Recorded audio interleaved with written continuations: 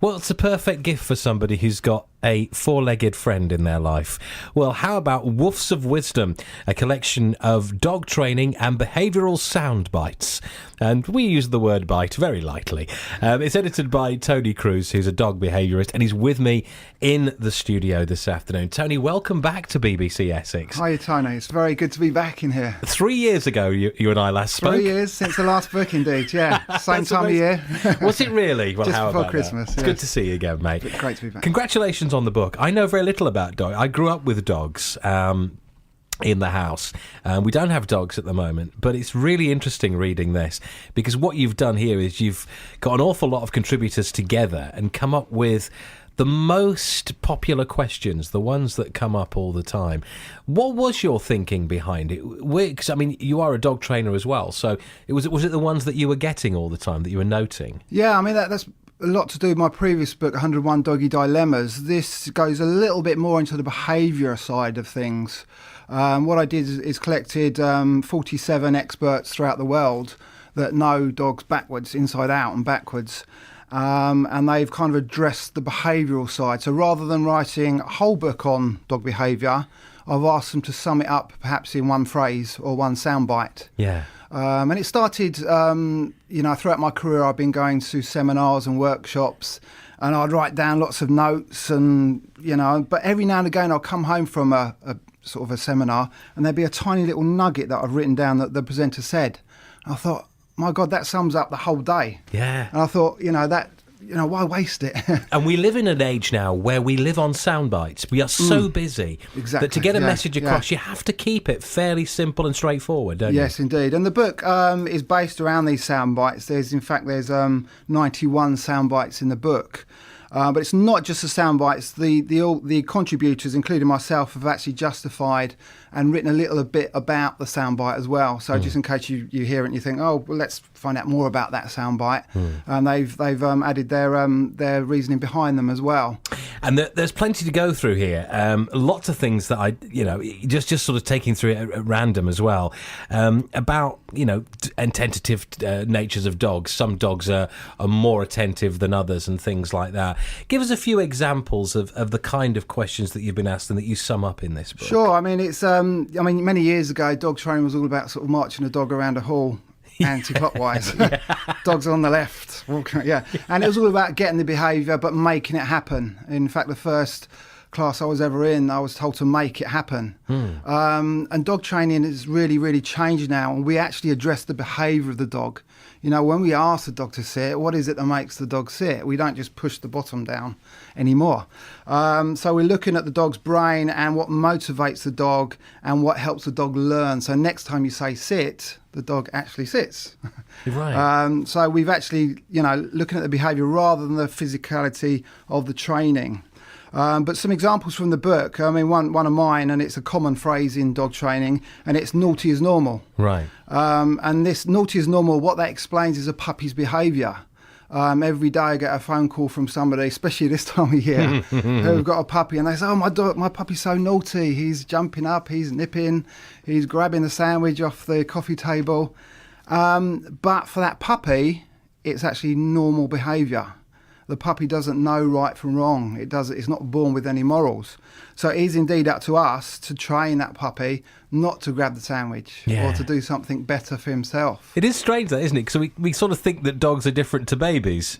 Dogs should be grown up straight away with all these morals and ethics and everything. Yeah. But we wouldn't expect it from a baby when a baby does something Exactly, wrong, and that's exactly why we shouldn't be punishing dogs. And, years ago they'd sprayed dogs in the face with water if it barked. And there's a lot harsh on that, trust me. Really? But I always say to people, would you do that to a baby? Yeah. And hopefully they wouldn't. No.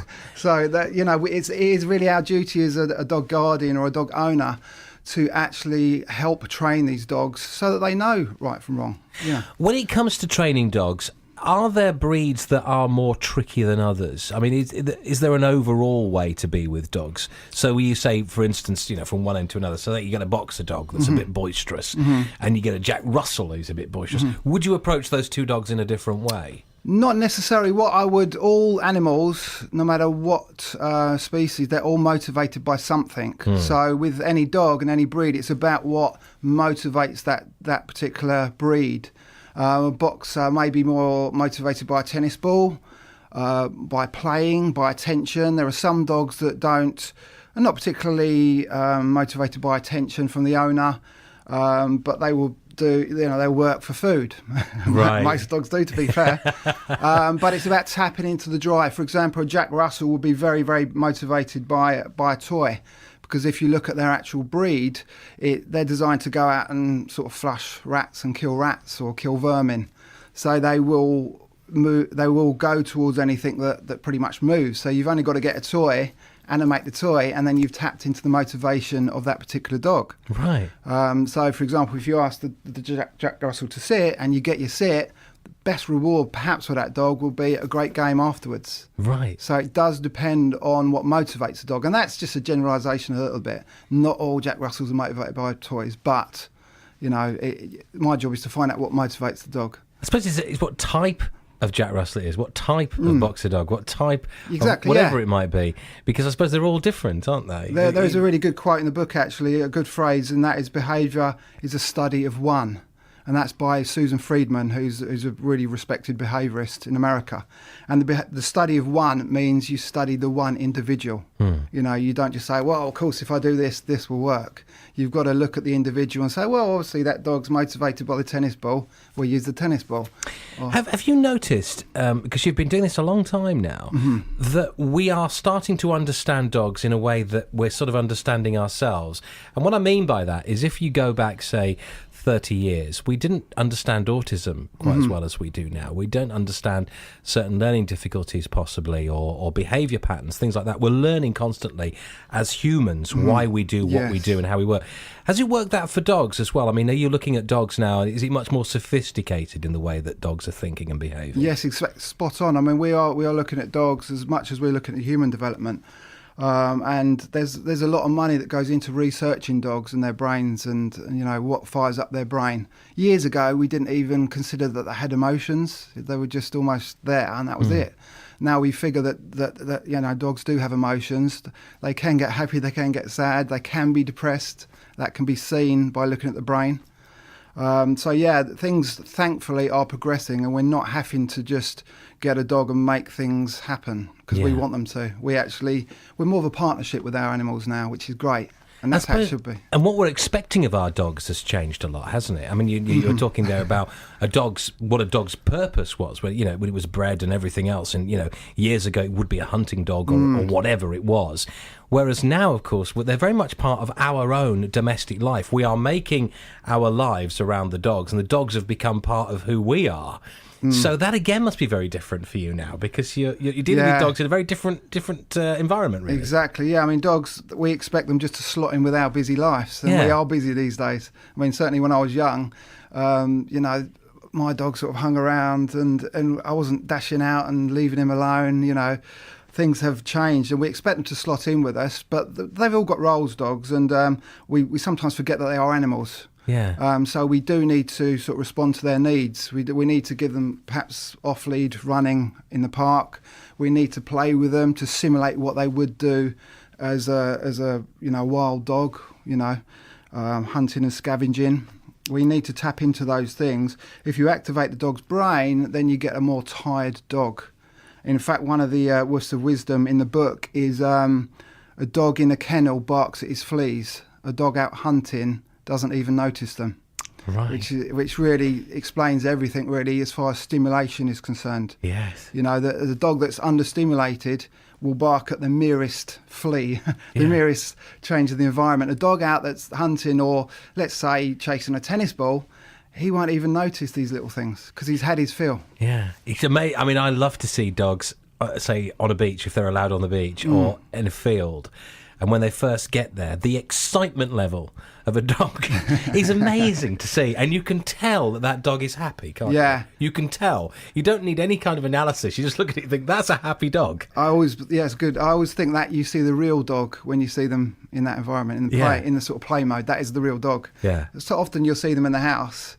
They're great and everything in the house, and they're quite obedient in the house, or sometimes mischievous in the house. But until you see them in the park and they're running and having fun, that is the real dog, Is there any particular breed of dog that you have had the most inquiries about, though? I mean, is there a troublesome dog? Because certain dogs get certain reputations, don't they? Yeah, I Do try you not to find sort of that? generalise too No. much. It's usually the phone calls I get are usually based on the popularity of the dogs. Right. They're getting a lot of sort of Labradoodles and crossbreeds at the moment, crossed with poodles.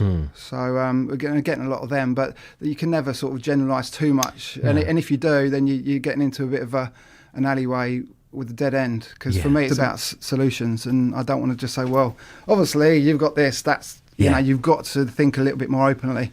And I imagine a lot of crossbreeds as well. You know, there's nothing new about a crossbreed anymore. Many crossbreeds are now well established, aren't they? They might have been new at one time, but they're not anymore. So it's not a case of, oh, well, that's a crossbreed, so obviously it's going to have this, that, and that problem. I suppose you have to look at what it's suffering from. And they can sometimes skip generations. So, you know, you can't always look at the parents of the dog and say, well, these parents are very solid and very well behaved.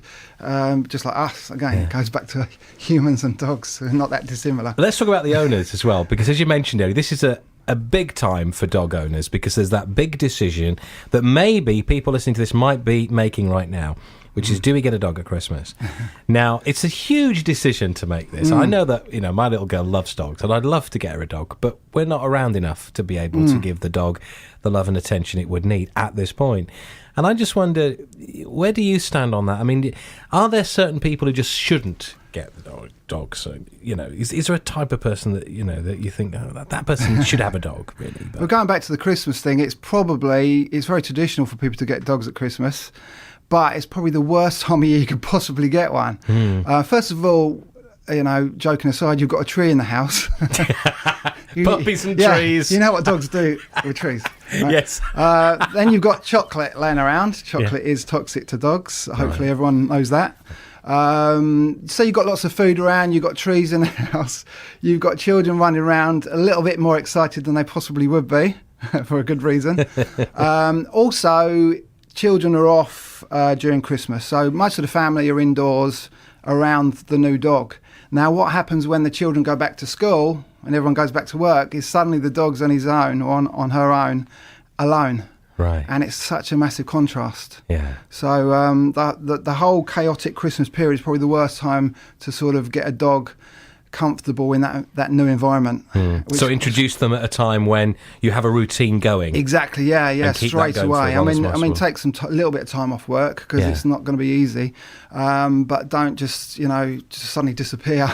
You've got to do it gradually. Yeah. You wouldn't just leave the dog on its own after all that chaos. So it's a traditional time of year to get a puppy, but personally, not a great idea. I don't blame anyone that does do it this time of year, but you know, it's better to plan and research the breed. We mentioned breeds earlier. Have a little look around. Try and get to meet the breed that you're after, that you want to get, and ask questions. Yeah. Yeah. Always ask questions. It's a funny one, that, isn't it? Because many people sort of just get them and go. Yeah, and expect them just to, slot in, and they're animals. So I have to repeat that. Yeah. It's been great seeing you again, Tony. Thank you so much. I could talk all day about this, and no doubt we'll get a whole heap of questions as well that come in, as they always do when you're here. I am going to give this book to Sadie at breakfast, because she is obviously a huge dog fan. She's got 2 of her own. And we're going to be talking more about this. I think she'll be mentioning it on breakfast tomorrow morning. Excellent. As well. I've signed her a copy, yeah. But if in the meantime people want to get a copy, what's the best way of going about it? Best way is Amazon. You could probably, if you order it today or tomorrow, you could probably get it before the big day. They're pretty quick. Yeah. But it's a pocket-sized book. It shouldn't take too long to dispatch and get through your letterbox. Fantastic. So keep in touch, mate. Excellent. Let's not leave it 3 years. No, it's been great to be back, Tony. Year. You too, mate. All the very best. Thank you. Talk again soon. That's Tony Cruz, my special guest this afternoon. Woofs of Wisdom, a collection of dog training and behavioural sound bites, is out right now. It's BBC Essex. Interesting tomorrow. If you're a Star Wars fan, you won't want to miss my guest at 2:00. I'll tell you why in a little while.